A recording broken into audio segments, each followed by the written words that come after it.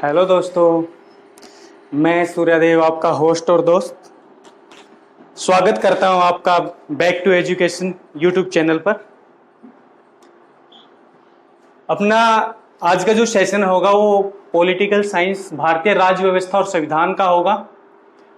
Last जो lecture जो session अपना जो हुआ था उसमें अपने रेगुलेटिंग एक्ट और पिट्स इंडिया एक्ट के बारे में पढ़ा था। ठीक है, आज जो अपना जो लेक्चर होगा वो पिट्स इंडिया एक्ट से आगे अपन देखते हैं।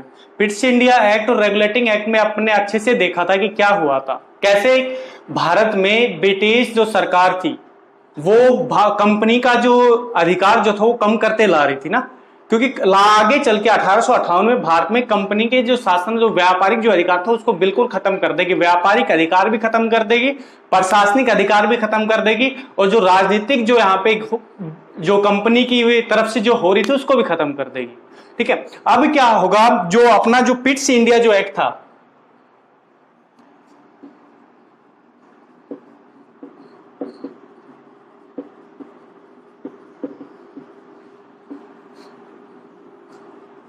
अपना जो पिट्स इंडिया जो एक्ट था,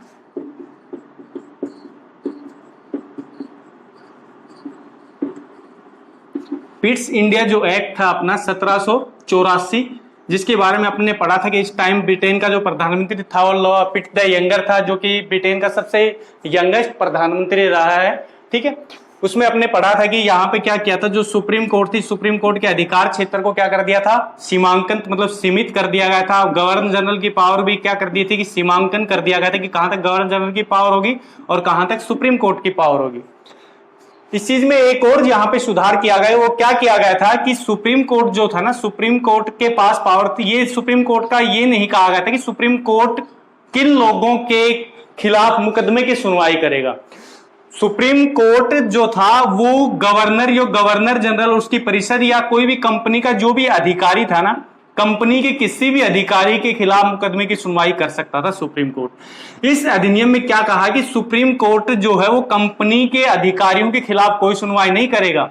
मैंने बताया था कि इन्होंने ये कहा कि अगर भारतीयों के सामने ही हम पे मुकदमे चलाए जाएंगे तो भारत वालों की नजर में या भारतीयों में हम में फर्क क्या रह जाएगा। इसी वजह से यहां पे क्या किया गया, जो सुप्रीम कोर्ट था उसके अधिकार क्षेत्र से बाहर कर दिया गया कंपनी के अधिकारियों को, और कंपनी के अधिकारियों के लिए अलग से कोर्ट की स्थापना की गई। कहां पे, ब्रिटेन में। ठीक है, अब हम आगे चलते हैं। अगला जो पिट्स इंडिया एक्ट के आगे जो अपना जो एक्ट होगा वो होगा 1786 का जो एक्ट अधिनियम आता है, वो हम पढ़ेंगे नहीं, केवल ओरली मैं बता रहा हूं उसके बारे में। 1786 में भी एक एक्ट आता है, उसमें क्या कहा जाता है, 1786 के जो एक्ट है उसमें क्या कहा जाता है कि जो गवर्नर जो होगा ना, गवर्नर के पास ही एक और पावर होगी, जो कि किसकी होगी, प्रधान सेनापति की। जो सेनापति जो होगा ना कंपनी का, वो भी कौन होगा, गवर्नर ही होगा। यहाँ पे 1786 में ये कहा गया क्योंकि 1786 में एक व्यक्ति आया था जो कि भारत का, बंगाल का गवर्नर जनरल बन के आया था, और वो था लॉर्ड कॉर्नवालिस। उसने पहले ही कह दिया था कि जब गवर्नर जनरल की पावर डिसाइड हो जाएगी ना, कि पावर गवर्नर जनरल की पावर में अगर बढ़ोतरी होगी तो ही मैं जाऊंगा वहां पे। तो यहाँ पे याद रखना, गवर्नर जनरल को ही भारत का क्या बना दिया गया था, सेनापति, प्रधान सेनापति कंपनी का, और उसके बाद आया था लॉर्ड कॉर्नवालिस। अब क्या होगा, उससे अगला जो हम एक्ट पढ़ते हैं उसके बारे में देखते हैं। यहाँ पे अब हम जो पढ़ेंगे वो चार्टर एक्ट पढ़ेंगे, सारे के सारे 1853 तक। ठीक है, चार्टर जो एक्ट पढ़ेंगे, और चार्टर एक्ट जो पढ़ेंगे वो कौन कौन से पढ़ेंगे, सबसे पहले मैं यहाँ पे बता देता हूं हम कौन कौन से चार्टर एक्ट पढ़ रहे हैं यहाँ पे। सर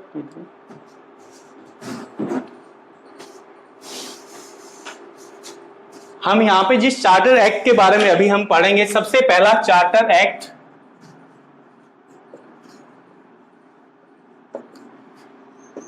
1793। ठीक है, चार्टर एक्ट 1793 के बारे में पढ़ेंगे।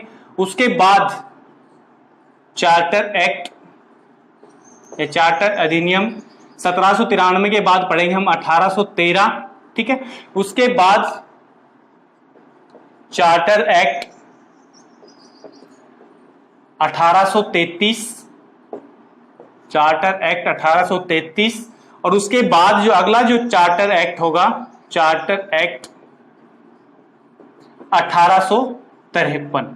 इन सब के बारे में आज अपनी क्लास में डिस्कस करेंगे। ठीक है, चार्टर एक्ट। पहले तो ये बात पता होनी चाहिए कि चार्टर का मतलब क्या होता है। CHART, charter. पहले तो चार्टर के बारे में देखते हैं कि चार्टर का मतलब क्या होता है, चार्टर एक्ट क्यों कहा जाता था इनको। देखो चार्टर का मतलब क्या होता है, यहां पे देखो जैसे भारत है, भारत का जो प्रधानमंत्री होता है वो राजपत्र जारी करता है। जैसे अभी अपना जो जम्मू कश्मीर जो था उसके लिए रीऑर्गेनाइजेशन एक्ट पास किया गया था ना, पुनर्गठन अधिनियम, उसमें पहले ही राष्ट्रपति ने राजपत्र जारी कर दिया गया था। ठीक है, उसको फिर संसद में पेश किया गया, उस पर बहस हुई। यहां पे क्या होता था, पहले ब्रिटेन की जो महारानी जो थी या ब्रिटेन का कोई भी महाराजा होता था, प्रिंस होता था, वो क्या करता था, वहां पे चार्टर जारी करता था। ठीक है, और ये जो चार्टर है इसका मतलब होता है हिंदी में राजलेख, नाम से पता लग रहा है, राज मतलब राजा, लेख मतलब लिखित में कोई सूचना दे रहा हो। ठीक है, तो इसको ये क्या था, एक आदेश था, आदेश, एक आदेश था चार्टर। ठीक है, चार्टर क्या था, एक आदेश, राजलेख था, आदेश था, वहां से आदेश आता था भारत के लिए, कंपनी के लिए कि कंपनी को अब क्या करना चाहिए। तो ये चार्टर थे सारे के सारे। 1793 में भी चार्टर, 1813 चार्टर, 1833 और 1853। याद रखना, चार्टर जो था एक्ट जो 1853 वो भारत में ब्रिटिश सरकार के द्वारा कंपनी के पास भेजा गया या कंपनी के लिए पेश किया गया सबसे अंतिम चार्टर एक्ट था। इसके बाद कोई चार्टर एक्ट नहीं आया क्योंकि भारत में उसके बाद कंपनी का नाम ही रह गया, नामो निशान खत्म हो गया था भारत में कंपनी का। ठीक है, तो चार्टर का मतलब होता है राजा का आदेश। ठीक है, राजा का आदेश या राजा की आज्ञा, चार्टर। अब सबसे पहला जो अपना जो चार्टर उसके बारे में डिस्कस करते हैं, जिसका नाम है चार्टर एक्ट या चार्टर अधिनियम 1793। चार्टर अधिनियम 1793।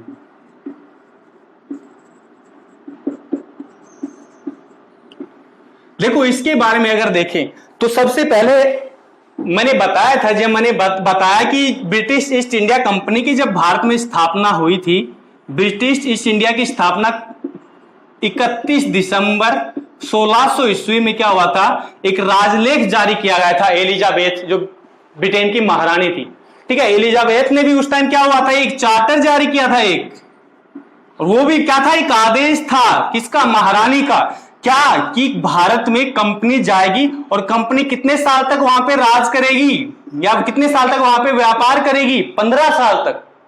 तो ये भी एक चार्टर था जो राजलेख 1600 जिसको कहा जाता है, 1600 ईस्वी में आया हुआ।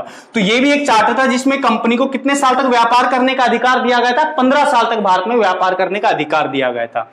अब क्या हुआ, इसने 15 साल तक अधिकार करने का दिया, उसके बाद जेम्स प्रथम आए, उसने क्या हुआ 1615 में जो कंपनी का व्यापारिक अधिकार खत्म हो गया था, उसके बाद एक और यहां पे क्या हुआ, जो जेम्स प्रथम था उसने अनिश्चित काल तक ब्रिटेन की कंपनी जो थी ब्रिटिश ईस्ट इंडिया कंपनी, उसको व्यापारिक अधिकार कितने टाइम तक कर दिए, अनिश्चित। बोला कि तुम जब तक चाहो भारत या जो अपना जो पूर्वी जो एशिया है, दक्षिणी पूर्वी, उसमें क्या कर सकते हो, आप व्यापार कर सकते हो। तो अनिश्चित काल तक यहां पे कर दिया गया। अब क्या होगा, ये चार्टर एक्ट किस लिए लाए गए, अब क्या होगा, इस टाइम पीरियड को क्या किया जाएगा, दोबारा से कंट्रोल किया जाएगा, नियंत्रित किया जाएगा। क्योंकि जो ब्रिटिश की जो सरकार थी, ब्रिटिश गवर्नमेंट, उसके सामने कंपनी की कमियां या उसकी जो कमियां थी वो सामने आने लगी थी। क्योंकि मैंने बताया था कंपनी में भ्रष्टाचार बढ़ गया, सब कुछ, कंपनी यहां पे व्यापार करने आई थी, राजनीति और प्रशासन भी करने लगी। तो उसी चीज को कंट्रोल करने के लिए चार्टर एक्ट को लाया गया। अब देखो क्या होगा, जो 1773 का जो चार्टर एक्ट जो आया था ना, 1773 वाला, उसमें क्या हुआ था, उसमें कंपनी को अब दोबारा से कंपनी के लिए टाइम डिसाइड किया जाएगा। अब जो अनलिमिटेड जो टाइम पीरियड जो दिया गया था वो खत्म कर दिया गया। अब दोबारा से कंपनी के लिए व्यापार करने के लिए टाइम डिसाइड किया गया। 1773 में कहा गया कि जो कंपनी है वो 20 वर्षों तक व्यापार करेगी, 20 साल तक, मतलब 20 साल बाद कंपनी को अगर व्यापार करना है तो ब्रिटिश गवर्नमेंट, ब्रिटिश सम्राट या ब्रिटिश साम्राज्य के सामने दोबारा से परमिशन लेनी पड़ेगी। अब क्या हुआ, 1773 में हुआ, अब उसकी 20 साल अगर ऐड करते तो क्या होता है, 1793। तो 1793 में चार्टर्ड एक्ट लाया गया। वो किस लिए लाया गया, क्योंकि कंपनी का व्यापारिक अधिकार खत्म हो चुका था। तो याद रखना, इसमें सबसे पहली चीज तो क्या की जाएगी, कंपनी यहां से लेटर भेजेगी कि अपना अधिकार खत्म हो गया, हमें दोबारा से व्यापारिक अधिकार चाहिए। तो सबसे पहले इसमें अधिकार दिया जाएगा कंपनी को भारत में और व्यापार करने का। तो सबसे पहली चीज इसमें क्या किया गया, ठीक है, इसके बारे में अपने लास्ट लेक्चर में तो हमने पढ़ा था कि पहले क्या होता था, अपने पृष्ठभूमि पढ़ रहे थे हम, ठीक है। तो पृष्ठभूमि इसमें अगर देखी जाए तो पृष्ठभूमि क्या होगी, बैकग्राउंड क्या होगा इसका, सबसे पहला क्यों व्यापार अधिकार खत्म हो गया, तो यहाँ पे पहले 20 वर्षों का क्या किया जाएगा, समीक्षा की जाएगी कि क्या यहाँ पे काम किया गया कंपनी के द्वारा, और उसके अलावा व्यापारिक अधिकार दिया जाएगा 20 वर्षों का और, तो वो इसका बैकग्राउंड बन सकता है। उसकी पृष्ठभूमि के बारे में मैंने बताया। अब इसकी प्रोविजन देखेंगे, प्रावधान क्या क्या किए गए थे इसमें। सबसे पहला जो प्रावधान किया गया वो क्या किया गया था, कंपनी जो थी अपनी कंपनी के, मैंने अभी जो बताया था समझाया था वही लिख रहा हूं मैं, कंपनी के व्यापारिक अधिकार को 20 वर्षों के लिए बढ़ाया गया, 20 वर्षों के लिए बढ़ाया गया। सबसे पहली चीज तो इसमें यह की गई कि इसमें चार्टर्ड एक्ट 1793 में कंपनी का जो व्यापारिक अधिकार था, जो ट्रेड करने का जो राइट था, उसको 20 साल के लिए बढ़ा दिया गया कि तुम 20 साल तक और भारत में क्या कर सकते हो, या पूर्वी जो एशियाई देशों में क्या कर सकते हो, व्यापार कर सकते हो। सबसे पहली चीज तो ये की गई इस एक्ट के तहत। उसके अलावा यह 20 वर्षों तक भारत में व्यापार करने का अधिकार। उसके अलावा दूसरी जो चीज यहां पे की गई इस एक्ट के तहत, वो क्या किया गया, दूसरा प्रोविजन क्या किया गया, जो हमने जो देखा था कि 1784 में एक बोर्ड बनाया गया था, बोर्ड ऑफ कंट्रोल, ठीक है। बोर्ड ऑफ कंट्रोल कब बनाया गया था, 1784 के पिट्स इंडिया एक्ट के तहत। और ये जो बोर्ड बनाया गया था इसको कहा जाता था नियंत्रण बोर्ड, नियंत्रण बोर्ड। इसमें कितने सदस्य होते थे ये भी बताया था हमने, कितने सदस्य होते थे इसमें, 6 सदस्य होते थे। बोर्ड ऑफ कंट्रोल में 6 सदस्य होते थे, और बोर्ड ऑफ डायरेक्टर जो निदेशक जो बोर्ड या संचालक जो बोर्ड होता था उसमें कितने सदस्य होते थे, 24 सदस्य होते थे। इसमें 6 सदस्य कौन कौन होते थे, शायद ये नहीं बताया था। 6 सदस्य कौन कौन होते थे इसमें, तो 6 सदस्य इसमें जो होते थे, 4 जो सदस्य होते थे वो तो ब्रिटिश में जो प्रीवी काउंसिल होती थी ना, प्रीवी काउंसिल के सदस्य होते थे 4 जो इसमें ऐड किए गए थे। प्रीवी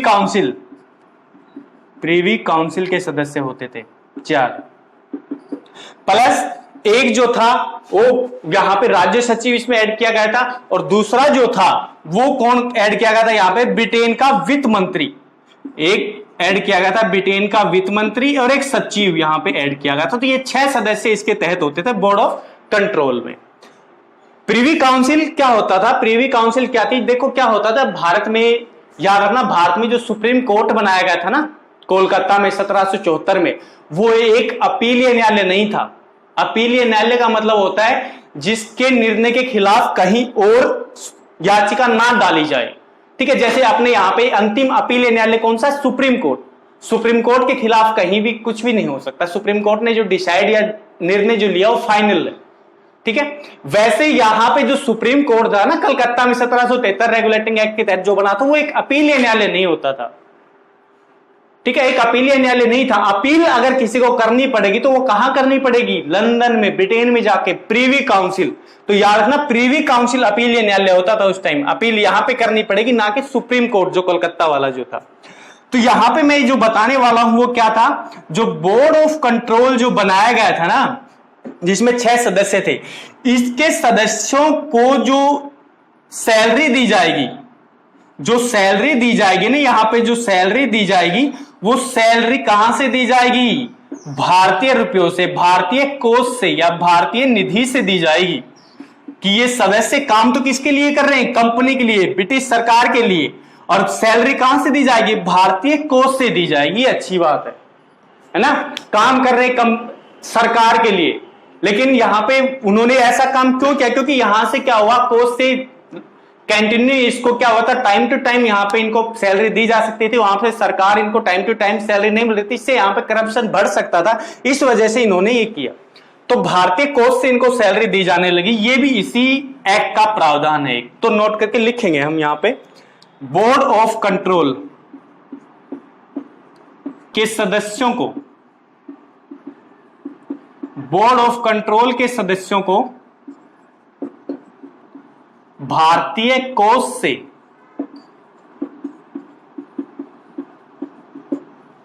सैलरी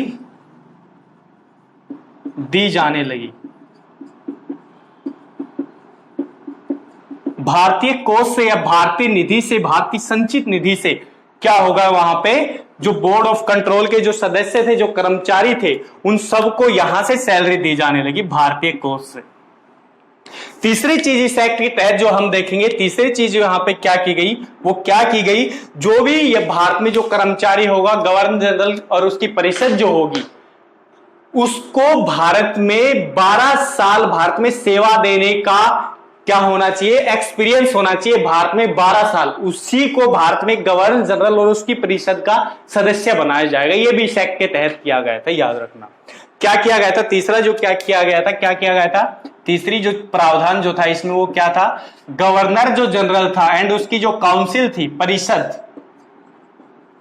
परिषद को या इसके सदस्यों को 12 साल या 12 वर्ष तक भारत में सेवा, भारत में कि 12 साल तक भारत में सेवा की हो, उसी व्यक्ति को गवर्नर जनरल परिषद या उसके कर्मचारियों के रूप में नियुक्त किया जाएगा। ठीक है, जिसके मतलब कहने का मतलब जिसको भारत के बारे में पूरी जानकारी हो, उसी को गवर्नर जनरल उसकी परिषद के सदस्यों के रूप में शामिल किया जाएगा। ठीक है, ये इसी एक्ट के तहत हुआ। अब इसकी में अगर इसके प्रभाव देखें, इसके प्रभाव इंपैक्ट क्या पड़ा है इसका भारत पे, सबसे पहला इंपैक्ट क्या पड़ा कि यहां पे भारतीय कोष पे क्या हुआ, दबाव बढ़ गया। रुपये भारतीय कोष से जाने लगे तो भारतीय कोष पे क्या हुआ, दबाव बढ़ गया। व्यय जो भारतीय व्यय था उस पे दबाव बढ़ गया। यहां पे ये सबसे इंपॉर्टेंट यहां पे इंपैक्ट प्रभाव पड़ा। ठीक है, और एक तो वो ये कि भारत में कंपनी का जो एकाधिकार था वो भी अभी तक क्या था, बरकरार था। कंपनी केवल ब्रिटिश ईस्ट इंडिया कंपनी ही अभी तक भारत में अकेली कंपनी राज कर रही थी भारत में, तो ये भी इसका इंपैक्ट था। ये था रेगुलेटिंग एक्ट 1793। तो याद है 1793 में क्या किया गया था, कंपनी बोर्ड ऑफ कंट्रोल, यहां से क्वेश्चन बहुत बार बन चुका है, बोर्ड ऑफ कंट्रोल। और याद रखना इन एक्टों से हर बार कोई ऐसा पेपर नहीं जो पीसीएस लेवल का जहां पे यहां से क्वेश्चन ना बनता हो, यहां पे हमेशा क्वेश्चन बनता है यहां से। तो बोर्ड ऑफ कंट्रोल के सदस्यों को भारतीय कोष से सैलरी दी जाने लगी और कंपनी का 20 वर्षों के लिए व्यापारिक अधिकार बढ़ाया गया। गवर्नर जनरल उसकी परिषद को वही व्यक्ति होंगे जो जिन्होंने 12 साल तक भारत में सेवा दी। ठीक है, ये था चार्टर्ड एक्ट 1793। उसके बाद अगला जो अपना एक्ट है चार्टर्ड एक्ट 1813। चार्टर एक्ट 1813, ये इंपोर्टेंट है, चार्टर्ड एक्ट 1813।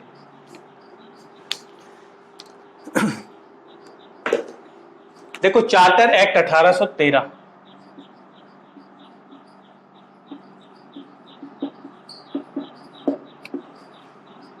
चार्टर एक्ट 1813 के बारे में अगर देखा जाए तो इंपोर्टेंट भी बनता है। इसमें जो हुआ था उस सब के बारे में अपन देखते हैं। इसका जो बैकग्राउंड देखेंगे, पृष्ठभूमि अगर इसकी देखी जाए, पृष्ठभूमि अगर इसकी देखी जाए, ये आया क्यों था, पृष्ठभूमि क्या थी इसकी, तैयार क्यों किया गया इसको, बैकग्राउंड क्या था इसका, तो वो चीज देखें तो सबसे पहले इसकी पृष्ठभूमि के बारे में अगर हम चर्चा करें तो आया क्यों था ये, सबसे पहला इसके पास जो रीजन था वो था नेपोलियन बोनापार्ट। नेपोलियन का नाम तो आप सभी ने सुना होगा ना, नेपोलियन। आपके लिए क्वेश्चन है, भारत का नेपोलियन किसको कहा जाता है, भारत का नेपोलियन किसको कहा जाता है। लेकिन अभी हम नेपोलियन की जो बात कर रहे हैं, नेपोलियन यहां पे रीजन था, किसका रीजन था, ये एक्ट लाने के लिए, चार्टर्ड एक्ट। याद रखना नेपोलियन कांग सम्राट कहां का राजा था, फ्रांस का, है ना। तो बताना, मैंने जो क्वेश्चन पूछा है भारत का नेपोलियन किसको कहा जाता है, लेकिन अभी हम भारत के नेपोलियन की बात ना करके जिस नेपोलियन की बात करें उसी की कर रहे हैं। देखो नेपोलियन जो था फ्रांस का सम्राट, उसने क्या किया, फ्रांस का सम्राट जो था उसने क्या किया, फ्रांस कौन से कॉन्टिनेंट महाद्वीप में पड़ता है, यूरोप में, है ना। देखो क्या हुआ था यहां पे, यूरोप महाद्वीप का जो, देखो मैं मैप में बताता हूं थोड़ा सा। देखो ये यूरोप महाद्वीप, ये यूरोप महाद्वीप है ना, यूरोप कॉन्टिनेंट, ये है यूरोप महाद्वीप। और यूरोप महाद्वीप जो है ना, उसका ही एक और देश है जो जिसका नाम है इंग्लैंड या ब्रिटेन, ग्रेट ब्रिटेन। ये है ब्रिटेन। देखो ये ब्रिटेन, ये यूरोप में यहाँ क्या होगा, पुर्तगाल होगा, स्पेन होगा, फ्रांस होगा, जर्मनी होगा, स्विट्जरलैंड होगा, ग्रीस होगा, ठीक है, ये सारे देश इसमें यूरोप महाद्वीप में पड़ते हैं। अब देखो होगा क्या, ये रीजन क्या थी ये एक्ट लाने का, उसको मैं क्लियर कर रहा हूं, ध्यान से देखना। ये है ब्रिटेन, ये यूरोप महाद्वीप, ये भी यूरोप महाद्वीप का ऐसा, लेकिन ये अलग है पानी से। देखो यहाँ पे ये जो पानी है ना, इसको इंग्लिश चैनल कहा जाता है, याद रखना। ब्रिटेन और यूरोप के जो देश है, ये फ्रांस है, ठीक है, इनके बीच से इंग्लिश चैनल। देखो हुआ क्या था उस टाइम, फ्रांस का जो सम्राट था वो था नेपोलियन। उसने क्या किया, फ्रांस का जो सारा जो व्यापार है ना, उसको रोक दिया कि फ्रांस से कोई भी वस्तु, कोई भी सामान ब्रिटेन नहीं जाएगा और ब्रिटेन का कोई सामान फ्रांस में नहीं खरीदेगी।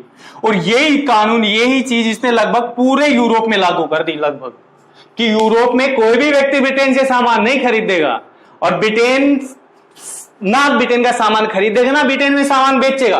मतलब यहां पे ब्रिटेन के व्यापार पे रोक लगा दी यूरोप में। अब क्या करेगी, ऐसा तो नहीं कि ब्रिटेन में केवल एक ही कंपनी थी, British East India company. Britain में और भी तो कंपनियां थी, लेकिन जिनको अधिकार नहीं था एशिया में व्यापार करने का।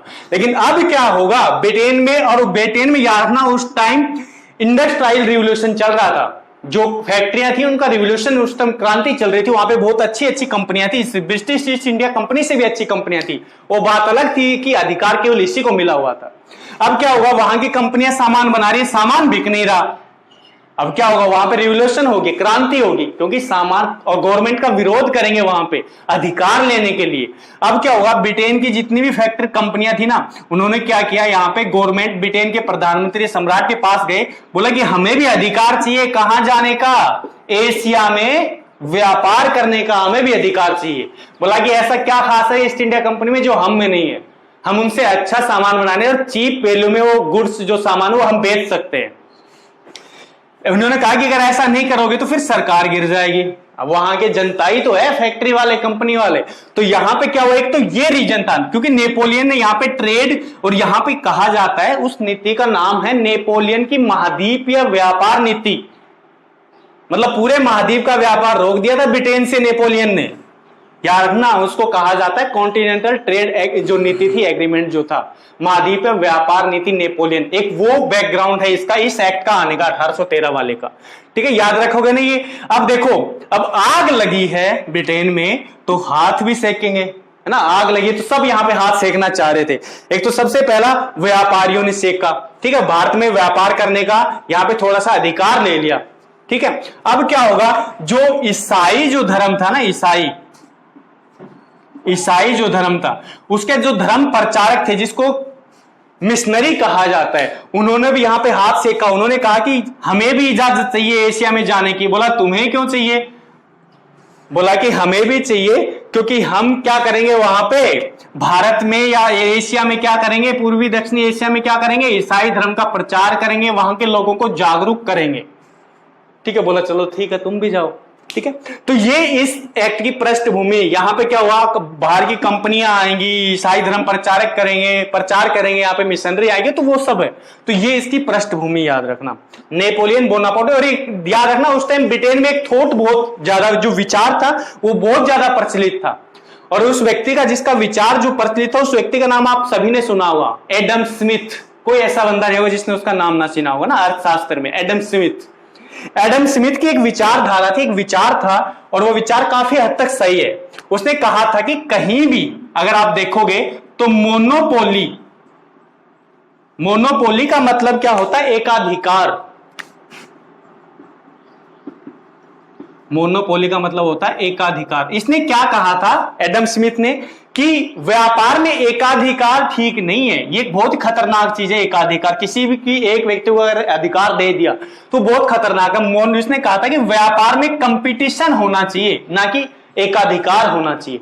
तो ये चीज बहुत प्रचलित हुई उस टाइम ब्रिटेन में, कंपनियों ने सबने इसी का उदाहरण दिया कि एक मोनोपोली नहीं होनी चाहिए, कंपटीशन होना चाहिए सारी कंपनियों में, जो अच्छी कंपनी की वो चलेगी, ठीक है। तो इस चीज से ये इसका बैकग्राउंड था, याद रखना, ठीक है। तो अभी हम नोट कर लेते हैं, क्योंकि क्लियर हो गया होगा जो मैंने बताया कि रीजन क्या था ये एक्ट आने का। सबसे पहला रीजन क्या था, नेपोलियन की महाद्वीपीय व्यापार नीति, सबसे पहली पृष्ठभूमि। ठीक है, जिसको समझ ना आए ना, जिसको समझ ना आए वो कमेंट करके बता सकता है, ठीक है। और जरूरी नहीं कि वीडियो को लाइक करे, जबरदस्ती है, डिसलाइक करे, लेकिन डिसलाइक जो करेगा वो कमेंट करके जरूर बताएगा कि कमी क्या थी, ठीक है। ऐसा नहीं कि प्रशंसा करेगा हर कोई, है ना, प्रशंसा करके जो खुश करता है ना वो ठीक नहीं है, क्योंकि आदमी की जब निंदा की जाएगी ना, निंदा की जाएगी तो वो बेहतर बनेगा, ठीक है। तो जरूर अगर अच्छा ना लगे तो कमेंट करना, अगर डिसलाइक करो तो कमेंट जरूर करना कि क्या खराबी थी, क्या कमी थी, ठीक है। अगर है तो सजेस्ट भी करना, सुझाव। अब देखो यहां पे जो नेपोलियन जो था ना, नेपोलियन जो बैकग्राउंड देख रहे हैं हम कि क्यों आया, लायक हो गया इस अधिनियम को। नेपोलियन की महाद्वीपीय व्यापारिक नीति, इसने क्या किया, पूरे यूरोप महाद्वीप का व्यापार ब्रिटेन के साथ क्या कर दिया, ब्लॉक, रोक दिया इसने। उसके बाद दूसरी चीज, अब ब्लॉक कर दिया तो व्यापारियों ने क्या किया, यहां पे ब्रिटिश गवर्नमेंट, ब्रिटिश सम्राट पे दबाव बनाना शुरू कर दिया, बोला कि हमें भी भेजोगे या फिर करें यहां पे, है ना, वोट पावर दिखाने लगे यहां पे। तो यहां पे क्या हुआ, व्यापारियों का दबाव,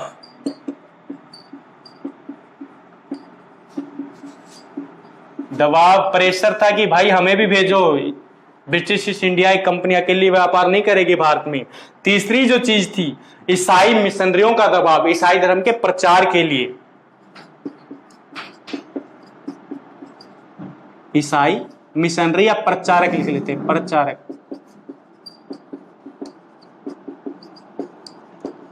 अब ये था इसका बैकग्राउंड, इसी वजह से इस एक्ट को लाया गया, ठीक है। एक बैकग्राउंड तो ऑटोमेटिक बन ही जाता है कि कंपनी का यहां पे और क्या हो गया, 20 सालों का जो व्यापार करने का जो अधिकार दिया था 1793 में, अब देखो 1793 में अगर 20 ऐड करते हैं तो कितने हो गए, 1813। तो अभी कंपनी का व्यापार करने का अधिकार भी खत्म हो गया था, कंपनी को अधिकार भी लेना था, तो ये एक बैकग्राउंड तो अपने आप ही हो जाएगा यहाँ पे, ठीक है। तीसरा चौथा अगर हम बैकग्राउंड करें तो कंपनी का व्यापारिक अधिकार लेना, ठीक है। अब पृष्ठभूमि हो गई, अब देखते हैं कि पृष्ठभूमि तो ये थी, लाया इसलिए गया था, लेकिन किया क्या क्या इसमें, प्रोविजन क्या था इस एक्ट का, प्रावधान क्या था, इसमें लिखा क्या गया है।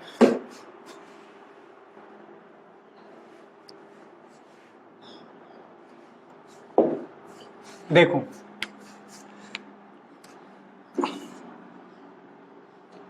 इसमें प्रोविजन अगर देखें, प्रावधान क्या थे इसके,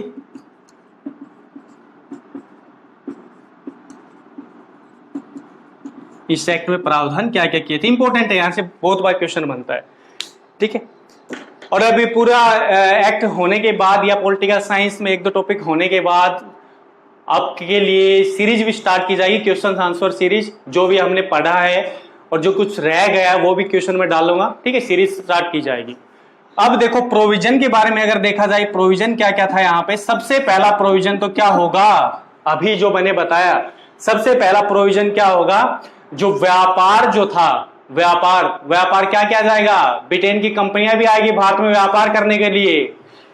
तो सबसे पहला जो सबसे इंपॉर्टेंट जो चीज थी, जहां से क्वेश्चन बन चुका है बिहार पब्लिक सर्विस कमीशन में, कि जो कंपनी था, कंपनी को यहां से दो क्वेश्चन बनते हैं, जो ब्रिटिश ईस्ट इंडिया कंपनी का एकाधिकार कब खत्म हुआ और पूर्ण रूप से एकाधिकार कब खत्म हुआ, दोनों अलग अलग चीजें। एकाधिकार खत्म, एकाधिकार का मतलब, क्योंकि मैंने बताया था एकाधिकार की तो लड़ाई थी, मोनोपोली की तो लड़ाई थी, जो ब्रिटिश के व्यापारी लड़ रहे थे ब्रिटिश के सम्राट और ब्रिटिश के गवर्नमेंट के साथ, कि एकाधिकार ईस्ट इंडिया कंपनी को क्यों दे रखा है, हमें भी तो व्यापार का अधिकार चाहिए, ठीक है। तो सबसे पहली चीज तो यही होगी यहां पे, जो ब्रिटिश ईस्ट इंडिया कंपनी जो थी उसका क्या कर दिया यहां पे, ब्रिटिश ईस्ट इंडिया का एकाधिकार खत्म कर दिया। मतलब अब कंपनी एकल्य भारत में व्यापार नहीं कर सकती, ब्रिटिश ईस्ट इंडिया कंपनी का एकाधिकार खत्म किया गया, एकाधिकार खत्म किया गया, ठीक है, कि अकेले व्यापार नहीं करेगी तो अकेले व्यापार नहीं करेगी, तो अब क्या होगा, एकाधिकार यहां पे खत्म किया। अगर एकल्य व्यापार नहीं करेगी कंपनी तो यहां पे क्या होगा, मैंने बताया कि ब्रिटेन की और भी कंपनियां भारत में व्यापार करने आएगी, तो एकाधिकार को यहां पे खत्म कर दिया, तो क्या होगा, अब ब्रिटेन की कंपनियां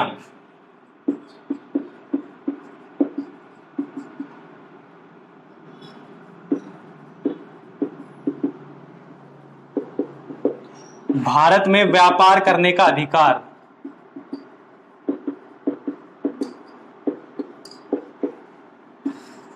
मतलब ब्रिटेन की और भी कंपनियों के, ब्रिटिश ईस्ट इंडिया कंपनी के अलावा, ठीक है, यहां पे लिख लेना, ब्रिटेन की ब्रिटिश ईस्ट इंडिया कंपनी के अलावा इसके अलावा भी, ठीक है, ब्रिटिश ईस्ट इंडिया कंपनी के अलावा भी भारत में और कंपनियों को भारत में व्यापार करने का अधिकार दिया गया। क्योंकि मैंने पहले यहीं क्लियर कर दिया, मैंने बताया नेपोलियन वाली नीति के बारे में कि एकाधिकार खत्म कर दे यहां पे ईस्ट इंडिया कंपनी का, ठीक है। दूसरी चीज, एकाधिकार तो खत्म कर दिया, लेकिन इससे क्या हुआ, बीओडी जो था वो नाराज हो गया, वो पहुंच गया सम्राट के पास, बोला ये क्या कर रहे हो, बोला ठीक है पूरा व्यापार खत्म नहीं करेंगे तुम्हारा, तुम्हें दे देते कुछ। बोला कि अगर पूरा व्यापार खत्म कर दे, क्योंकि यहां पे मैंने बताया नहीं, क्योंकि बहुत कुछ इन एक्टों में लिखा है, ठीक है, बुक्स में आप पढ़ोगे तो इतना कुछ भी नहीं मिलेगा, ठीक है। अगर आप पढ़ना चाहो तो एक एक्ट जो है ना, एक एक्ट में 2 से 3 घंटे लग सकते हैं पढ़ने में, लेकिन इतना कुछ हमें पढ़ना नहीं है, ठीक है, वनडे एग्जाम के लिए बहुत है ये भी। और ये जो मैं पढ़ा ना, ये भी आगे आपको 10 से 15 साल तक काम आएंगे, ठीक है। ऐसा नहीं कि मैं नेक्स्ट एग्जाम के लिए पढ़ा रहा हूं, नहीं, 10 से 15 साल जो भी एग्जाम हो सब में काम आएंगे, क्योंकि इतना मैं मैटर आपको दे रहा हूं कि बन सकते हैं यहां से क्वेश्चन, ठीक है। रूप से खत्म नहीं किया गया, मैंने कहा तो 2 अलग अलग चीज है, एकाधिकार को खत्म किया, एक पूर्ण रूप से कंपनी को खत्म कर देना।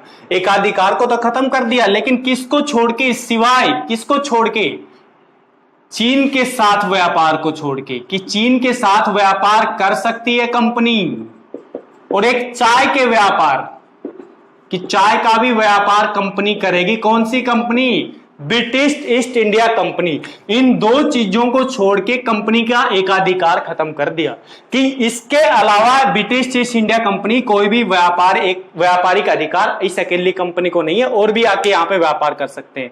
तो यहां पे याद रखना, इनके सिवाय, ठीक है, इनके सिवाय क्या हुआ, सब कुछ खत्म कर दिया यहां पे, कि चीन के साथ व्यापार पे अभी भी कंपनी का एकाधिकार रहेगा, और चाय का व्यापार भी केवल यही कंपनी करेगी, बाकी जो भी व्यापार होगा वो कोई भी ब्रिटेन की कंपनी आकर यहां पे व्यापार कर सकती है, ठीक है, क्लियर। उसके बाद दूसरा जो प्रोविजन है वो यही देख लेते हैं। दूसरा जो प्रोविजन है वो क्या होगा, जो मैंने बताया था कि व्यापारी बिरचे थे उनका तो सॉल्यूशन हो गया यहां पे, ठीक है। अब लेकिन मिशनरी वाले भी बिरचे हुए थे। मिशनरी का मतलब होता है ईसाई धर्म का प्रचार करने वाले। मिशन मतलब देखो नाम से पता लग रहा है, मिशनरी मतलब जो किसी मिशन पे निकले हो, मतलब किस चीज का प्रचार करने निकले हो, और किस चीज का प्रचार करने लगे थे, क्रिश्चियन का, ठीक है, क्रिश्चियनिटी का, ठीक है, ईसाई धर्म का प्रचार करने निकले थे। और जो मांग जो उन्होंने मांगी थी उस मांग को भी यहां पे स्वीकार किया गया। तो दूसरा जो प्रोविजन था इस एक्ट का वो यही था कि ईसाई धर्म के प्रचारकों या ईसाई धर्म के मिशनरी और लिख लेना, मिशनरियों को भारत में प्रचार करने की आजादी या अधिकार लिख लेना, ठीक है। इससे ऐसा नहीं कि ईसाई धर्म का इससे पहले प्रचार ही नहीं हो रहा था, प्रचार तो हो रहा था भाई, प्रचार हो रहा था। यहां पे कैसे हो रहा था, जो डच आए थे, पुर्तगाली आए थे, बहुत सारे ऐसे पुर्तगाली थे जो यहीं आके यहीं बस गए थे, यहीं की महिलाओं से उन्होंने शादी की, उनके बच्चे हुए, ठीक है, वो प्रचार ही था यहाँ पे, ठीक है। इससे पहले भी प्रचार हो रहा था, लेकिन वो लुक छुप के हो रहा था पूरा का पूरा, खुला ऐसा नहीं हुआ था कि वहां से कोई मिशनरी आ रही है, कोई पादरी आ रहा है यहाँ पे लोगों को ईसाई धर्म के बारे में बता रहा है, ठीक है, पश्चिमी सभ्यता के बारे में बता रहा है, लोगों का धर्म चेंज हो रहा है, ऐसा नहीं हो रहा था। यहाँ पे क्या हुआ, ये ऑफिशियली यहाँ पे धर्म परिवर्तन करने के लिए आए मिशनरीज। उसके अलावा, ठीक है, इसके अलावा अगर हम यहाँ पे देखें, ब्रिटिश ईस्ट इंडिया कंपनी का एकाधिकार खत्म हो गया, क्लियर हो गया होगा।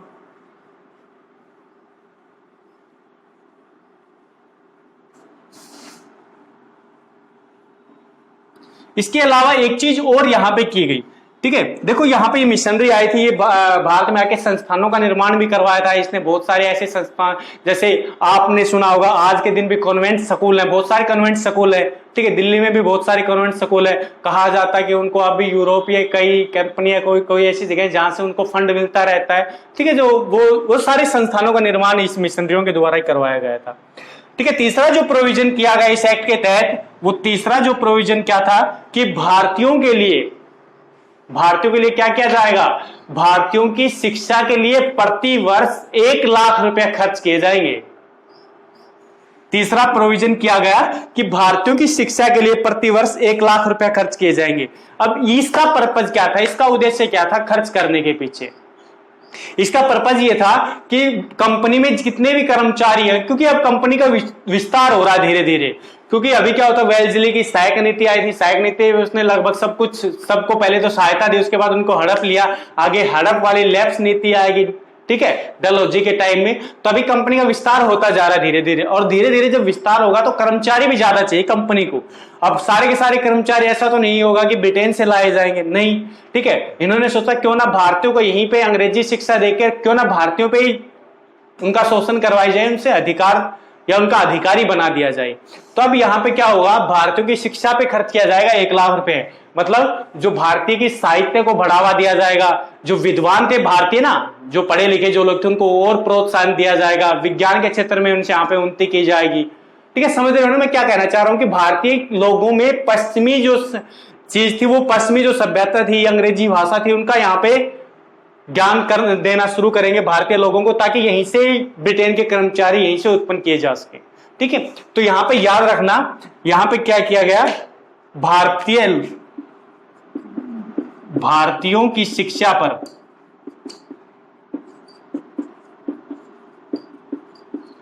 1 लाख रुपए प्रति वर्ष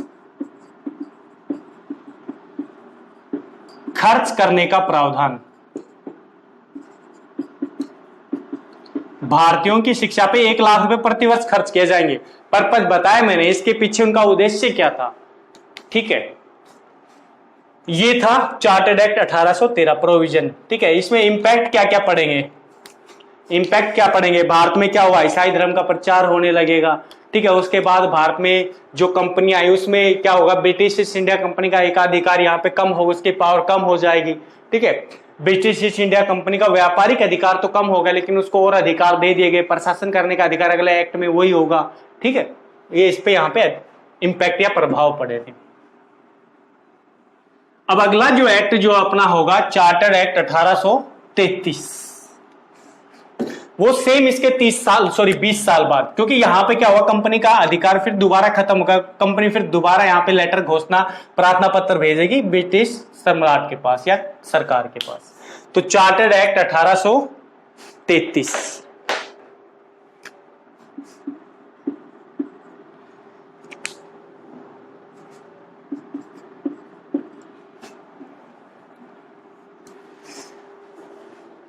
ये भी इंपॉर्टेंट एक्ट अधिनियम है।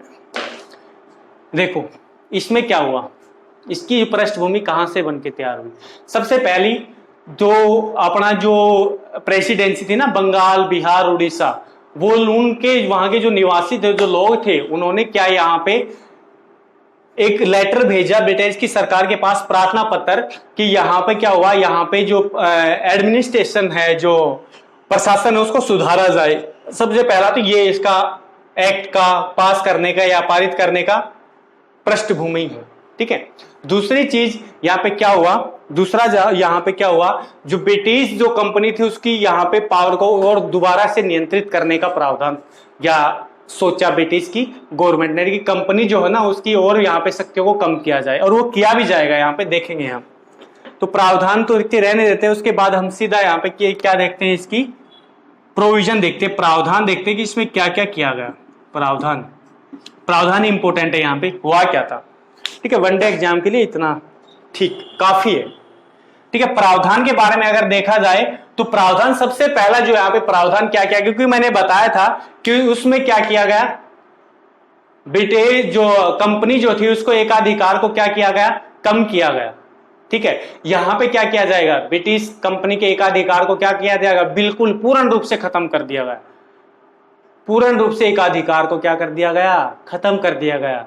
ब्रिटेन की कंपनी को कोई एकाधिकार नहीं था भारत में व्यापार करने का, ठीक है, यहां पे एकाधिकार को पूर्ण रूप से खत्म किया गया। लिख लेना, ब्रिटिश ईस्ट इंडिया कंपनी के एकाधिकार को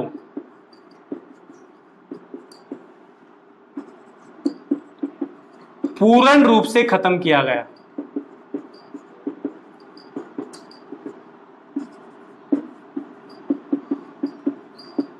एकाधिकार को क्या कर दिया, पूर्ण रूप से खत्म, कंप्लीटली खत्म कर दिया मोनोपोली को, यहां पे एकाधिकार को, ठीक है, किसके द्वारा, सम्राट या ब्रिटिश गवर्नमेंट के द्वारा। अब क्या हुआ, धीरे धीरे ये जो भारत का जो ब्रिटिश आधिपत्य जो क्षेत्र था, ब्रिटिश आधिपत्य क्षेत्र, आपके लिए क्वेश्चन एक, ब्रिटिश आधिपत्य जो क्षेत्र था वो कौन से एक्ट में कहा गया था, जो कंपनी या ब्रिटिश शासन, ब्रिटिश का जो अधीन जो क्षेत्र था उसको पहली बार ब्रिटिश आधिपत्य क्षेत्र कौन से एक्ट के तहत किया गया था, कौन से एक्ट के तहत कहा गया था, ठीक है, बताना।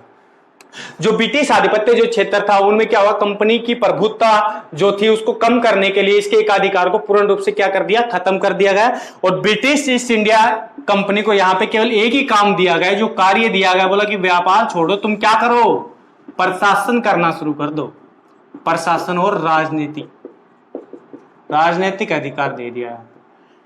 याद रखना, यहां पे व्यापारिक एकाधिकार को खत्म कर दिया और प्रशासन और राजनीति करने का अधिकार कंपनी को दे दे, बोला तुम व्यापार छोड़ो, व्यापार जो और कंपनियां कर लेगी, तुम प्रशासन करो अब। और धीरे धीरे करके इनका प्रशासन भी छुड़वा लिया जाएगा, कंपनी का नामो निशान मिटा दिया जाएगा भारत में 1853 के बाद, ठीक है। 1853 में ये कहा गया था, तो पढ़ेंगे आगे चल के 1853 का, यहां पे यार ने एकाधिकार को पूर्ण रूप से खत्म कर दिया।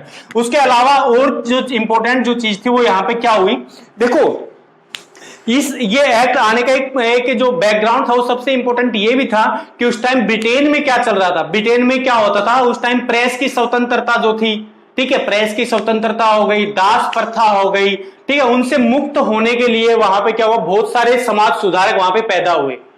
और उन्हीं समाज सुधारकों में एक व्यक्ति था लॉर्ड मैकाले। लॉर्ड मैकाले का नाम तो सबने सुना होगा, एक जेम्स गिल था, ठीक है, लेकिन लॉर्ड मैकाले का नाम यहां पे इंपॉर्टेंट है। लॉर्ड मैकाले, उन सबने वहां पे आवाज उठाई और उसी आवाज उठाने का असर भारत में भी हुआ। देखो दास प्रथा स्लेवरी क्या होती थी, स्लेव जो सिस्टम था, स्लेवरी वो क्या होती थी कि आदमी ही आदमी को दास बनाता था, ठीक है। यहां से क्या हुआ, बहुत सारे दास खरीदे जाते थे, बेचे जाते थे, उनसे काम करवाया जाता था मनमाने तरीके से, ठीक है। कहा जाता है कि ऐसा भी होता था कि यहां से बहुत सारे दास जो शिप, जो जहाज होते थे उनमें भर के ले जाते थे इंग्लैंड, वहां जाके बेचा जाता था। और ऐसा होता था कि जब यहां से 5000 ले जाते थे तो उनमें 2000 ही बचते थे, 3000 मर जाते थे दम घुटने से। इस तरह से भेड़ बकरियों की तरह से भर के लेके जाते थे। तो इसी वजह से ये आवाज उठी वहां पे ब्रिटेन में, और भारत में इसको बैन भी किया गया। और वो बैन जो किया गया था उसका उन्मूलन हुआ है, गैर कानूनी, इलीगल यहाँ पे घोषित कर दिया गया था। वो कौन से एक्ट के तहत किया गया था, 1833 के एक्ट के तहत। और किसके यहाँ पे याद रखना, 1833 में जब ये एक्ट को गैर कानूनी, सॉरी स्लेवरी को गैर कानूनी जब घोषित किया गया, उस टाइम भारत का गवर्नर जनरल कौन था, सबने पढ़ा है। दास प्रथा, सती प्रथा का अंत किसने किया, 1828 में कौन था, याद रखना 1828 में ही भारत का गवर्नर जनरल बन गया था। कौन बना था, लॉर्ड विलियम बेंटिक। और ये सारे के सारे काम उसी के द्वारा करवाए गए, ठीक है। तो यहां पे क्या होगा, सबसे पहले इस पहला प्रोविजन तो हमने ये पढ़ा कि एकाधिकार को पूर्ण रूप से खत्म कर दिया गया। केवल 2 कार्य दिए गए कंपनी को, या एक ही दिया गया, प्रशासन करने का, राजनीति भी उसके साथ थी, ठीक है। दूसरी जो चीज है, दूसरा जो प्रोविजन है वो हम पढ़ेंगे, जो मैंने अभी जो जिक्र किया दास का। दूसरा, दास प्रथा को गैर कानूनी घोषित किया गया, क्योंकि ये आवाज पहले ब्रिटेन में उठ चुकी थी। मैंने बताया था बैकग्राउंड, दास प्रथा, प्रेस की स्वतंत्रता, ये सब वहां पे समाज सुधारकों ने आवाज उठाई थी। तो उस चीज का असर भारत में भी, ब्रिटेन में जो भी होता था ना, उस चीज का असर भारत में होता था। ब्रिटेन में अगर लड़ाई हो रही है, ब्रिटेन और फ्रांस की लड़ाई हो रही है, तो भारत में भी अंग्रेजों और फ्रांस की लड़ाई होती थी। हर बार ये होता था। सप्तवर्षीय युद्ध भी चला था ना 1556 से 1562-63 तक। तो वो सब चीज जो वहां होती थी वो भारत में भी होती थी। तो दास प्रथा को क्या किया गया, यहां पे गैर कानूनी घोषित किया गया। गैर कानूनी, इलीगल घोषित कर दिया गया 1833 में। ठीक है, पर ऐसा तो नहीं कि कोई चीज गैर कानूनी होगी तो वो होगी नहीं, लोग छुपके होगी ना, गैर कानूनी होगी तो। अगर ये पूछा जाए कि दास प्रथा का उन्मूलन कब हुआ, पूर्ण रूप से खत्म कब किया गया दास प्रथा को, इसका उन्मूलन की अगर बात की जाए, उन्मूलन कब हुआ, वो हुआ 1843 में। गैर कानूनी घोषित कब की गई, इस एक्ट के तहत 1833 के एक्ट। उन्मूलन पूर्ण रूप से बैन कब कर दिया गया, 1843 में। ठीक है, ये थी दास प्रथा। अब इससे आगे अगर हम चलते, दास प्रथा के अलावा, उसके अलावा जो यहाँ पे जो किया गया वो क्या किया गया भारत में, जहां से क्वेश्चन बहुत इंपॉर्टेंट जो लाइन जो अभी मैं बता रहा हूं, भारत में एक विधि आयोग की स्थापना की गई थी। विधि का मतलब क्या होता है, कानून। तो भारत में एक कानून के लिए एक आयोग बनाया गया। आज के दिन भी मैं बता रहा हूं, आज के दिन भी भारत में एक विधि आयोग है। तो वही चीज है, क्योंकि संविधान में बहुत सारी चीजें इन एक्टों से उठाई गई डायरेक्ट। ठीक है, तो उसी चीज पे अपना जो तीसरा जो प्रावधान जो होगा वो उसी पे होगा। ये याद रखना, दास प्रथा का अंत या गैर कानूनी घोषित किया। उसके बाद तीसरी जो चीज होगी वो क्या होगी, यहां पे याद रखना, जो तीसरी जो चीज है, जो गवर्नर जो जनरल था ना, गवर्नर जनरल की जो कार्यपालिका थी, या परिषद कह सकता हूं मैं, परिषद या कार्यपालिका परिषद जो थी, जो काउंसिल थी, इसकी सहायता के लिए जो बनाई गई थी, उसमें हमने देखा था पहले 4 सदस्य थे। पिट्स इंडिया एक्ट में इसके सदस्यों की संख्या कितनी कर दी गई थी, 3 कर दी गई थी, क्योंकि ये इनके मनमानी तरीके से काम करते, गवर्नर जनरल की मान नहीं देते, इनकी सदस्य संख्या 3 कर दी गई थी। वो भी बताया था मैंने, सदस्य कौन कौन से थे। ठीक है, मॉनसन, क्लोवेरिंग, बेरवेल, फिलिप फ्रांसिस, ये सब बताया था मैंने। यहां पे क्या हुआ, गवर्नर जनरल की जो परिषद थी ना, परिषद में अभी सदस्य कितने थे, 3। अभी तक सदस्य कितने थे, 3। लेकिन यहां पे एक और सदस्य को बढ़ा दिया जाता है। पहले 4 थे ना, फिर 3 किए गए, अब दोबारा से 4 किए जा रहे। लेकिन वो जो सदस्य जो बढ़ाया गया, एक जो सदस्य बढ़ाया गया, वो क्या था, यहां पे विधि सदस्य था। ये कानूनी जानकार एक सदस्य, इसको यहां पे ऐड किया गया। और जो ये विधि सदस्य था ना, कानून की जानकार जो सदस्य था, वो कौन था यहां पे, वो था लॉर्ड मैकाले। लॉर्ड मैकाले को यहां पे गवर्नर जनरल की परिषद में शामिल किया गया, चौथे सदस्य के रूप में। लेकिन कैसे, विधि सदस्य के रूप में। मतलब इसको लॉर्ड मैकाले को यहां पे अगर वोटिंग हो रही है, मत अगर देना है, तो यहां पे मत नहीं दे सकता है। मत जो होंगे देंगे वो 3 ही देंगे, और गवर्नर जनरल यहां पे वीटो का प्रयोग कर सकता था। लेकिन यहां पे जो विधि सदस्य था वो मत नहीं दे सकता था। लेकिन सदस्य कितने हो गए थे, गवर्नर जनरल की परिषद के 4 सदस्य हो गए थे, याद रखना। लेकिन जो इंपॉर्टेंट पॉइंट वो क्या है, यहीं पे इसी अधिनियम के तहत लॉर्ड मैकाले की अध्यक्षता में किसका एक कमीशन बनाया गया था, लॉर्ड मैकाले की अध्यक्षता में, इसी की अध्यक्षता में क्या किया गया था, लॉर्ड मैकाले की अध्यक्षता में क्या किया गया, यहां पे एक लॉ कमीशन बनाया गया, विधि आयोग। और याद रखना, उसी विधि आयोग का जो नतीजा है वो आज के दिन क्या है, वो लॉ जो कमीशन तो आगे चल के इंग्लैंड लॉ कमीशन बन गया तो वो अलग बात है। लेकिन इसी लॉ कमीशन के आधार पे इंडियन लॉ कमीशन जो बनाया गया था, जिसका अध्यक्ष लॉर्ड मैकाले को बनाया गया था, उसी कमीशन के आधार पे आईपीसी का गठन किया गया था, इंडियन पेनल कोड। सबको पता होगा, एक सीआरपीसी होता है, एक होता है आईपीसी। इंडियन पेनल कोड की जो शुरुआत हुई 1837 से शुरुआत हो गई थी। इंडियन पेनल कोड लागू कब हुआ था, 1862 में। ठीक है, जिसके हिसाब से जो क्रिमिनल जो कोड होता है ना, उसी के हिसाब से इंडियन पेनल कोड जो क्रिमिनल कोड होता है, उसी के हिसाब से सजा दी जाती है। और उसको संहिताबद्ध किया गया एसी के द्वारा। संहिताबद्ध का मतलब होता है अरेंज किया गया उन जो धारा थी उनको। तो याद करना, वो व्यक्ति कौन था, लॉर्ड मैकाले। याद रखना, भारत का एक राज्य है ना, जम्मू कश्मीर एक राज्य था। जम्मू कश्मीर राज्य में पहले आईपीसी की लागू नहीं होती थी, आईपीसी के तहत दंड नहीं दिया जाता था जम्मू कश्मीर में। लेकिन जब से पुनर्गठन आयोग गठन किया, वहां पे 370 धारा हटा दी गई है, 35 हटा दी गई है, उसके बाद से भारतीय आईपीसी जो है, इंडियन पेनल कोड जो है, वो वहां पे लागू होता है। अच्छी बात है। पहले क्या होता था, वहां पे जो दंड दिया जाता था वो आरपीसी के तहत दिया जाता था। आरपीसी, रणवीर पैनल कोड होता था, वहां एक महाराजा होता था, उसी के नाम पे पैनल कोड बनाया गया था। लेकिन अभी करंट में आईपीसी और सीआरपीसी सब लागू वहां पे।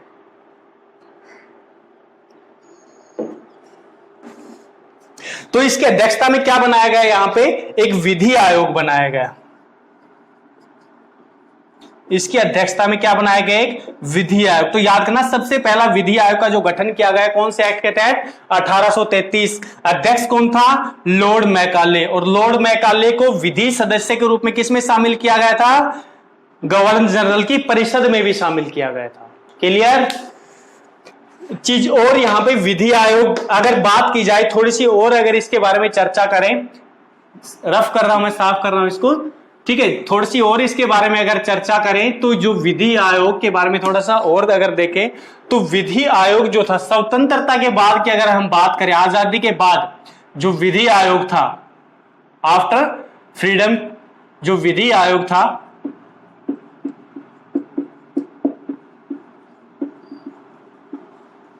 विधि आयोग जो था उसका अध्यक्ष पहला कौन था। विधि का मतलब क्या होता है, कानून। विधि आयोग का अध्यक्ष कब की बात है, 1955 में इसका गठन किया गया था, आजादी के बाद। ठीक है, बताओ स्वतंत्रता के बाद जो सबसे पहला जो विधि आयोग का अध्यक्ष जो था वो कौन था, तो याद रखना MC सीतलवाड़ा, याद रखना ये MC सीतलवाड़ा भारत का सबसे पहला विधि आयोग का अध्यक्ष था। MC सीतलवाड़ा भारत का सबसे पहले विधि आयोग का अध्यक्ष था। अगर ये चीज करंट में देखें, वर्तमान में कौन है, वर्तमान में भी तो है भारत में विधि आयोग, वर्तमान में विधि आयोग का अध्यक्ष कौन है, और वर्तमान में जो विधि आयोग है वो 21वां विधि आयोग है, और उसका जो अध्यक्ष है वो बताना वो कौन है, बलबीर सिंह चौहान, BS चौहान। अभी कौन है, बलबीर सिंह चौहान, जो कि सुप्रीम कोर्ट का पूर्व न्यायाधीश है। ठीक है, क्लियर है। गवर्नर जनरल की परिषद में लॉर्ड मैकाले को विधि सदस्य के रूप में शामिल किया गया, लेकिन इसको वोट देने का अधिकार नहीं था, और इसी की अध्यक्षता में विधि आयोग की स्थापना की गई। ठीक है,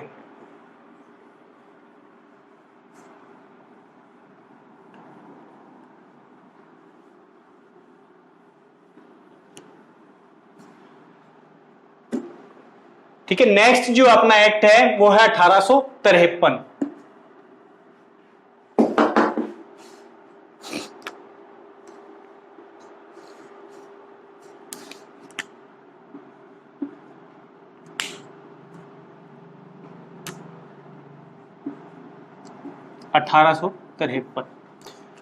सबसे पहली चीज तो देखेंगे कि जो चार्टर एक्ट जो था, मैंने अभी क्लास स्टार्ट करने पहले से भी मैंने बताया था कि ये जो एक्ट जो था, ये चार्टर एक्ट जो था, ये अंतिम चार्टर एक्ट था। अंतिम चार्टर एक्ट था ये, या ब्रिटिश सरकार के द्वारा, ब्रिटिश सम्राट के द्वारा भारत में पेश किया हुआ अंतिम चार्टर एक्ट की बात करें,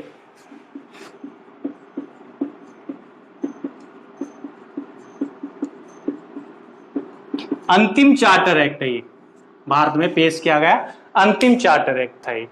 इसके बारे में अगर देखा जाए तो इसमें क्या किया गया था, सबसे पहली जो चीज थी इसमें क्या किया गया, जो अपनी जो BOD जो था ना, बोर्ड ऑफ डायरेक्टर या कोर्ट ऑफ डायरेक्टर जो था, संचालक मंडल, अपना जो संचालक मंडल जो था, संचालक मंडल जो था उसमें क्या किया गया, संचालक मंडल में क्या किया गया, मैंने बताया था कि संचालक मंडल के जो सदस्य होते थे वो कितने होते थे, 24।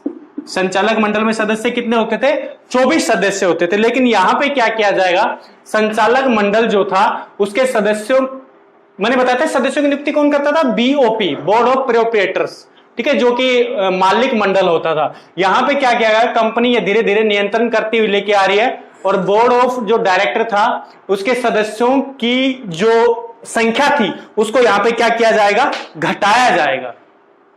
सदस्यों की संख्या को यहां पे क्या किया जाएगा, घटाया जाएगा, और घटा के कितना कर दिया जाएगा यहां पे, 18। याद रखना BOD के सदस्य अभी तक कितने चलते आ रहे थे, 24 चलते आ रहे थे, लेकिन अभी इसी एक्ट के तहत 1853 के एक्ट के तहत क्या कितनी कर दी गई है संख्या, घटाकर 18 कर दी यहां पे, मतलब 6 सदस्य यहां पे घटा दिए गए। लेकिन एक चीज और की गई, क्योंकि अभी बताया मैं, अभी तक इनके सदस्यों की नियुक्ति कौन करता था? बीओपी करता था, ठीक है, बोर्ड ऑफ प्रोप्राइटर्स। लेकिन अब क्या, बोर्ड ऑफ मतलब क्या होता था? सबसे पहले ब्रिटेन का सम्राट होता था, ठीक है, ब्रिटेन सम्राट, उसके नीचे कौन होता था? पीएम होता था, ब्रिटिश पीएम। और पीएम के नीचे क्या होता था? बोर्ड ऑफ प्रोप्राइटर, वो नियुक्त करता था बीओडी को, या एक और बाद में बॉडी आ गई थी बीओसी, ठीक है। अब इनके नीचे कौन होता था? गवर्नर जनरल, और गवर्नर जनरल के नीचे कौन होता था? गवर्नर। ऐसे चलता था इस सीक्वेंस से, ठीक है। अब क्या होगा, इसके 18 सदस्य है ना, 18 सदस्यों की नियुक्ति होगी अब केवल। लेकिन 18 में भी क्या कर दिया? 18 सदस्यों में भी बांट दिया कि 12 जो सदस्य होंगे प्लस 6, मतलब यहां पे 6 सदस्यों की नियुक्ति कौन करेगा? क्योंकि अभी तक केवल मालिक मंडल जिनका भी शेयर था कंपनी में वो इनकी नियुक्ति कर रहे थे।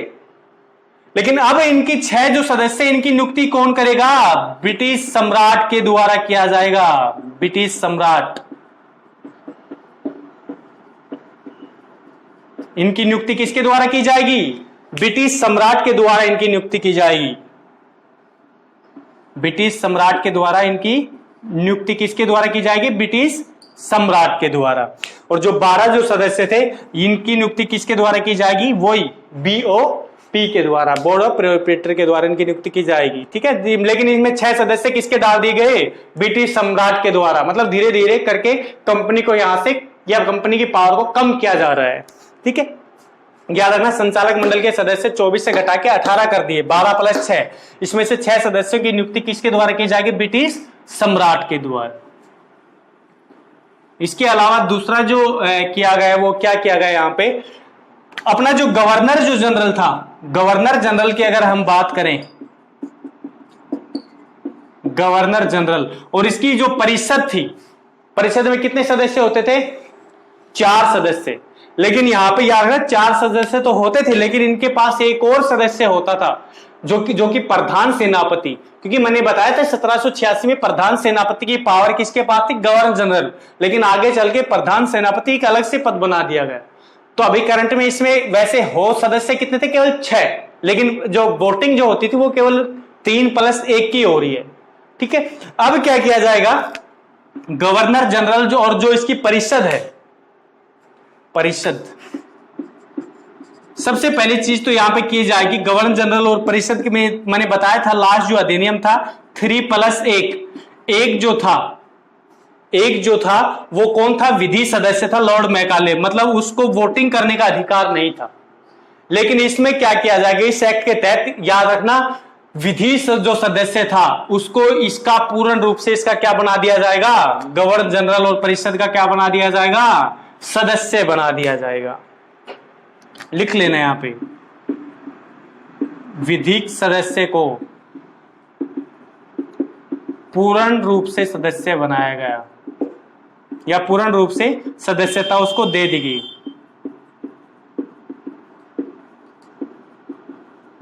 मतलब उसमें उसको वोट देने का अधिकार नहीं था, पूर्ण रूप से इसका सदस्य नहीं था, लेकिन अब वो वोट भी दे सकता है। कोई भी अगर विधेयक, कोई कुछ भी कानून बनाना है वो वोटिंग कर सकता है। कौन? विधिक सदस्य। और विधिक सदस्य कौन था? लॉर्ड मैकाले उस टाइम, जो कि विधि जो आयोग था, लॉ कमीशन था, उसका भी अध्यक्ष था। तो ये बात याद रखना, विधि सदस्य को पूर्ण रूप से सदस्य जो बनाया गया काउंसिल का, वो कब बनाया गया? 1853 में। उसके अलावा देखो मैंने बताया था, उसके अलावा इसमें देखो कितने सदस्य, परिषद में सदस्य थे 3 प्लस 1 गवर्नर जनरल, ठीक है, प्लस 1 क्या हो गया? गवर्नर जनरल प्लस 1 विधि सदस्य, कितने हो गए? 5 प्लस 1 प्रधान सेनापति, मतलब 6 थे ना। अब इस एक्ट के तहत इसके सदस्यों की संख्या 6 से बढ़ा के कितनी कर दी गई? 12। और किसको क्या नाम दे दिया गया? विधान परिषद, जो कि एक मिनी पार्लियामेंट का काम करती थी। जो विधान परिषद जो थी ना, गवर्नर जनरल की जो परिषद थी, वो एक मिनी पार्लियामेंट, लघु संसद का काम करती थी। मतलब यहां पे एक चीज और की गई, वो क्या की गई? विधायी जो शक्तियां थी और कार्यपालिका की जो शक्तियां थी, वो दोनों को अलग अलग कर दिया गया। जैसे आज के दिन है ना, विधायिका है, कार्यपालिका है, न्यायपालिका है, ऐसे ही याद रखना यहां पे क्या किया गया? विधायी और कार्यपालिका की शक्तियों का बंटवारा या अलग अलग कर दिया गया। इसमें जो 6 सदस्य और ऐड जो किए गए थे वो कौन थे? ये 6 सदस्य और जो ऐड किए गए थे ये कौन थे? इनमें यहां पे कहा जाता है, यहां पे क्या कहा जाता है, जो और जो 6 सदस्य जो ऐड किए गए थे उनमें से कौन थे? यहां पे कहा जाता है कि दो व्यक्ति थे। एक तो था जो सुप्रीम कोर्ट जो था ना, सर्वोच्च न्यायालय, जो सर्वोच्च न्यायालय था कोलकाता में, एक तो था सर्वोच्च न्यायालय का सीजेआई, मुख्य न्यायाधीश, ठीक है, सीजेआई नहीं सीजे, चीफ जस्टिस, और दूसरा जो था वो एक तो था सीनियर जज और एक था जूनियर जज, ठीक है, कनिष्ठ जज, और दूसरा जो था वो था अन्य न्यायाधीश। एक दो हो गए ना, 6 सदस्य करने हमें, प्लस 4 जो सदस्य थे। 4 सदस्य कौन कौन से थे?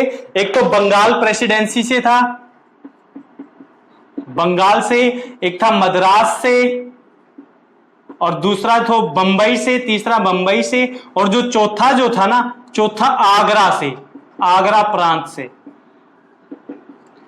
तुम्हारे लिए क्वेश्चन है एक कि आगरा जो प्रांत थी उसकी स्थापना कौन से गवर्नर जनरल के समय की गई थी? आगरा प्रांत की स्थापना कौन से गवर्नर जनरल के टाइम में की गई थी? तो ये 4 सदस्य थे, एक बंगाल से, एक मद्रास से, एक बंबई से और एक आगरा प्रांत से नियुक्त किए थे। तो टोटल 6 सदस्य और बढ़ा दिए गए इसमें, और इनके सदस्यों की संख्या कितनी कर दी गई? विधान परिषद की सदस्यों की संख्या कितनी कर दी गई? 12। विधान परिषद के सदस्यों की संख्या कर दी गई 12।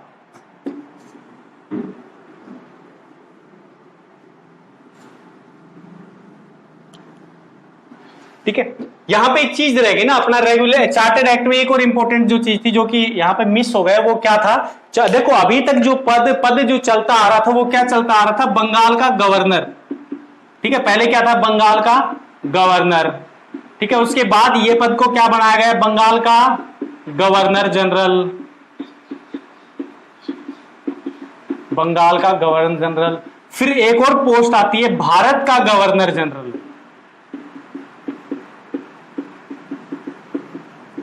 ठीक है, पहले होता था बंगाल का गवर्नर, और उस पोस्ट को क्या कर दिया गया? 1773 का जो रेगुलेटिंग एक्ट था, 1773 का रेगुलेटिंग एक्ट के तहत उस पोस्ट को, पद को क्या बना दिया गया? बंगाल का गवर्नर जनरल। अब क्या होगा? 1833 का जो चार्टर एक्ट था उसमें इस पोस्ट का नाम फिर दोबारा बदल दिया जाएगा, इस पोस्ट का नाम दोबारा बदल दिया जाएगा। इस पोस्ट का पद का जो नाम होगा वो कब क्या किया गया? भारत का गवर्नर जनरल। ये कब किया गया? 1833 में, याद रखना ये बात। 1833 में इस पोस्ट का नाम कर दिया गया भारत का गवर्नर जनरल। और वो बनने वाला जो व्यक्ति था, इसका जिक्र किया था हमने, वो बनने वाला जो पहला जो व्यक्ति था भारत का गवर्नर जनरल, पहला भारत का गवर्नर जनरल जो कौन था? पहला भारत का governor general Bentinck, Lord William Bentinck था। और अगर अंतिम पूछ लिया जाए कि बंगाल, देखो बंगाल का गवर्नर जनरल थोड़ा अंतिम था, वो था वारेन हेस्टिंग्स, ठीक है, बंगाल का प्रथम गवर्नर जनरल था वो भी वारेन हेस्टिंग्स। अगर पूछा जाए बंगाल का अंतिम गवर्नर जनरल, वो था लॉर्ड विलियम बेंटिक। भारत का पहला गवर्नर जनरल तो भी लॉर्ड विलियम बेंटिक। यहां पे व्यक्ति नहीं बदला जाता था, केवल पद बदला जाता था, ठीक है। बाकी देखते हैं अपनी नेक्स्ट क्लास में, ठीक है। जय हिंद, जय भारत।